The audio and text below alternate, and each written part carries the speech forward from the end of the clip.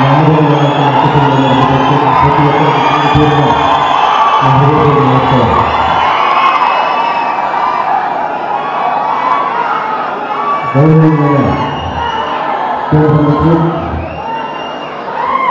వెంకయ్యనాయుడు గారికి, అలాగే మహారాష్ట్ర ముఖ్యమంత్రి శ్రీ దేవేంద్ర ఫడ్నవీస్ గారికి, కామినేని శ్రీనివాస్ గారికి, వెంకటరావు మిగతా పెద్దలందరికీ పేరు పేరున నమస్కారం.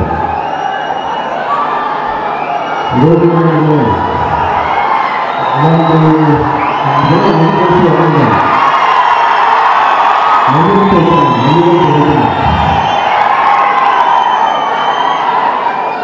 అది దేశభక్తి, సమాజం గౌరవం, సమాజం పట్ల బాధ్యత నాకు నేర్పించింది. నాకు ఆ స్ఫూర్తి వచ్చింది నెల్లూరు చదువుతున్నప్పుడు సైకోస్ చదువుతున్నప్పుడు. ఇందాక రాజధాని వెంకయ్యనాయుడు గారు ఆ స్కూల్ ప్రాంగణంలో మొత్తం పిల్లల కోసం పాఠశాల ఉంటే అక్కడికి వెళ్ళి చూస్తారు.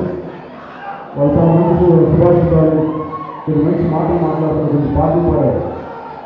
ఎదిగే వయసులో ఎలాంటి ఆలోచనలు ఉంటాయో ఆలోచన పెద్దగా అదే నిర్దేశిస్తాయి. మనం మంచి దారిలో నడవాలా లేదంటే చెడుపై దారిలో నడవాలని మనం ఆలోచించడానికి మూలం. అలాంటి ఆలోచనలు మనకు ఏర్పడేది మనం చదువుకునే వయసులో, ముఖ్యంగా బాల్యం చిన్నపిల్లగా ఉన్నప్పుడు.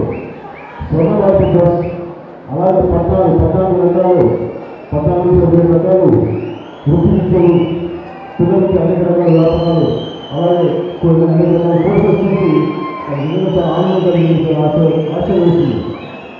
వెంకయ్యనాయుడు గారికి ఇప్పుడున్న ఎంతమంది తెలియదు, కానీ నా వెంకయ్యనాయుడు గారి నుంచి చిన్నప్పటి తెలుసు. మా నాన్నగారి ప్రార్థించి వెంకయ్యనాయుడు గారు అంటే జయంతో మనకి తెలంగాణ ఆంధ్ర విడిపోయినప్పుడు ఒక సపరేట్ ఆంధ్ర కావాలని గౌరవ జరిగింది జయంగా ఉద్యమం. ఆ జయంగా ఉద్యమానికి సారథ్యం వహించిన వ్యక్తి వెంకయ్యనాయుడు గారు. ఇప్పుడు కానీ ఆయన ఎలాంటి పోరాటం చేశారంటే, నాకు చాలా ఇష్టమైన వ్యక్తి.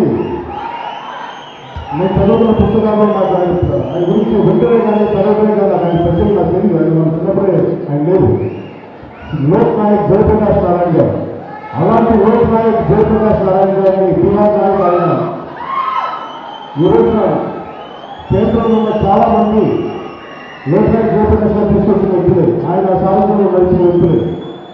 అలాగా అంత గొప్ప నాయకుడిని 1970లో మన రాష్ట్రానికి తీసుకొచ్చిన విద్యార్థి ఉద్యమ నాయకుడు శ్రీ వెంకయ్యనాయుడు గారు. అలాంటి పోరాట పట్టుకున్న వ్యక్తి వెంకయ్యనాయుడు గారు. అలాంటి వ్యక్తి పదవుల కోసం వీటికోసం కాదు, సిద్ధాంతం కోసం నిలబడి మనకు పదవులు వచ్చి పదవులు లేకపోవచ్చు కానీ దేశం కోసం, సమాజ చైతన్యం కోసం నిలబడి ఆయన నిలబడుతున్నప్పుడు ఒక మంచి నాయకుడు బట్టి ఎలాంటి వ్యక్తులు ఉంటారో అనడానికి స్వర్ణభారతి ట్రస్ట్ ఒక మంచి ఉదాహరణ. నిజానికి ఆయన చాలా మంది ఆయనకు ఇష్టపడే వ్యక్తులు స్వచ్ఛందంగా వచ్చి నేను నడుస్తుంది దీని ఆలపాలను చూస్తుందని చెప్పి ఒక్కొక్క విధంగా కొంతమంది మెడికల్ ఫెసిలిటీస్, కొంతమంది కన్స్ట్రక్షన్ ఫెసిలిటీస్, అలాగే రకరకాల వృత్తి కోసం స్వచ్ఛంగా చేయడం చాలా ఆనందం అనిపించింది. నాయకులు వెంకయ్యనాయుడు గారు చూసుకుని మాకు చాలా ఆదర్శవంతమైన నాయకులే. ఎందుకంటే ఉద్యమాల పట్ల, ప్రజా సమస్యల పట్ల పోరాటం చేయగలిగే వ్యక్తి. ఆయన ఇంకా గౌరవంలో పార్లమెంట్లో కూడా మన రాష్ట్రం వెళ్ళిపోతున్నప్పుడు ఒకే ఒక గంటలు చూపించింది. పార్లమెంట్లో మన తెలుగు రాష్ట్రాల కోసం పోరాటం జరిగింది. ఏ రాష్ట్రాలు న్యాయం చేయడానికి పదే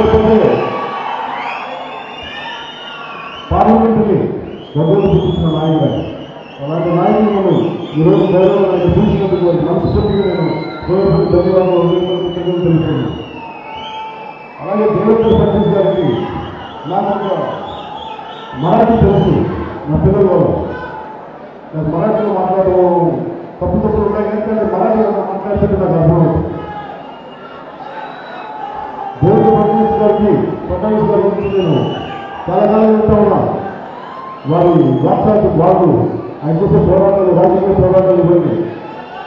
21 ఏళ్ల వయసులో కార్పొరేటర్గా అయ్యి 24 ఏళ్ల వయసులో ఆయన అత్యంత చిన్న వయసులో చిన్నవాడైన ఒక నాగ్పూర్ మేయర్గా ఎన్నికయ్యి 4 సార్లు ఆయన ఎమ్మెల్యేగా ఎన్నిక ఈరోజు ఏకైతే ఒకేసారి మహారాష్ట్ర ముఖ్యమంత్రి అత్యంత చిన్న వయసులో మహారాష్ట్ర ముఖ్యమంత్రి అయిన ఒక స్ఫూర్తిగల నాయకుడు ఈ దేవేంద్ర ఫడ్నవీస్ వారికి మనస్ఫూర్తిగా మీరు రాక ఇక్కడున్న ప్రతి ఒక్కరికి విశేష ఉద్యోగం కలిగిస్తుంది దేశం పట్ల బాధ్యత కలిగిందని చెప్పి వారికి మనస్ఫూర్తిగా నేను తెలియజేస్తున్నాను.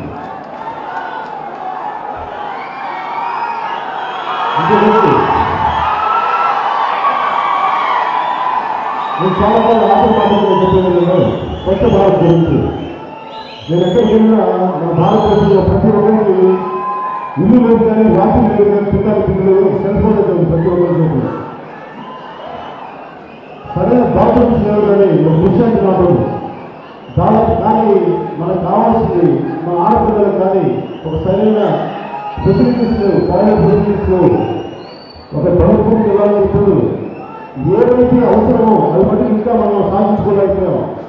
టెక్నాలజీ అయితే ఉంది, రాకెట్లు పైకి పంపిస్తున్నాం కానీ సరైన పనిపూర్లు కూడా లేవు.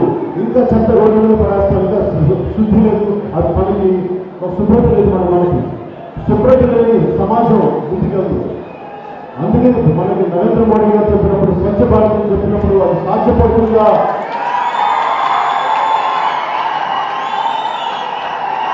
నేను చాలాసార్లు నేను చూశాను స్వచ్ఛ భారత్ రమ్మని నాకు వెళ్ళాలని ఉంటుంది. కానీ నా ఉద్దేశం లోపల ఏంటంటే ఏదో ఒక ఫోటో ఆపర్చునిటీ కాదు, ఏదో ఒక ఫోటో తీసుకోవడం కాదు నా ఉద్దేశం. స్వచ్ఛ భారత్ అనేది మనందరం ఇది ఒక భారతీయ జనతా పార్టీ ఒక నరేంద్ర మోడీ గారితో కాదు. ప్రతి ఒక్క భారతీయులకు స్వచ్ఛ భారత్ నా దేశం, ఇది మన సమాజం, మన దేశం, మన రాష్ట్రం, మన నేలకు ఇవ్వాల్సిన గౌరవం, మన నేలకు ఇవ్వాల్సిన మనం చూపించాల్సిన భక్తి. ఎక్కడైతే శుభ్రత లేదో అక్కడ భగవంతుడు ఉండడు. శుభ్రత లేని దేశం నుంచి మంచి పౌరులు పుట్టరు.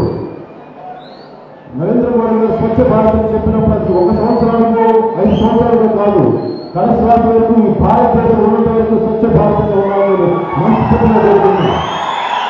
నేను చెప్తాను, నేను ముందుకు వస్తాను, ఇవన్నీ చేస్తాను. కానీ మనం అప్పుడైనా చేయగల కనీసం మన ఇల్లు మనం శుభ్రం చేసుకుంటే చాలు, మన వారు శుభ్రం చేసుకుంటే చాలు, మన వీధి శుభ్రం చేసుకుంటే చాలు, మన కాలని ఇట్లాగా మన స్థాయిలో ఎవరెవరి స్థాయిలో వాళ్ళు చేసుకుంటే దేశంతో ఉద్యోగంగా ఉంటుంది.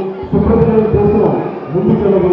మన ఎన్ని ఉద్యోగం చేసినా కానీ స్వచ్ఛ భారతంలో మీరందరూ ఏదో ఒక రకంగా పాల్పంచుకోవాల్సిన మనస్ఫూర్తిగా కోరుకుంటూ నేను మా తరఫున నిలబడగలను. స్వచ్ఛ భారతానికి నేను నిలబడతాను. మనస్ఫూర్తిగా చెప్తూ తెలియజేస్తున్నాను.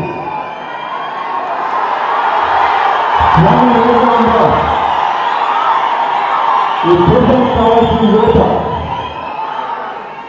నేను సాధ్యమైనంత మేరకు నేను ఎంత శ్రమపడాలో, ఎంత కృషి చేస్తున్నాను మన దేశం కోసం, మన సమాజం కోసం. అలాగే మీరందరూ కూడా మీ యొక్క చేతనైనటువంటి మీకు ఎంత బిజీగా ఉంటాం ఈ దేశం కోసం పాటుపడి అన్ని పనులు చేస్తుంటాను. మీరేం ఆపట్లేదు, సినిమాలు చేయండి, కేంద్రం కొట్టండి, అలాగే చేయండి, ఉత్సాహం చేయండి. కానీ దేశం పట్ల బాధ్యతగా మర్చిపోకండి. జాహర్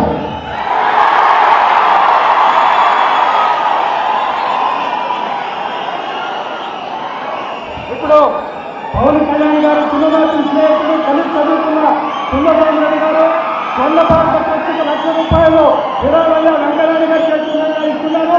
అదే సమయంలో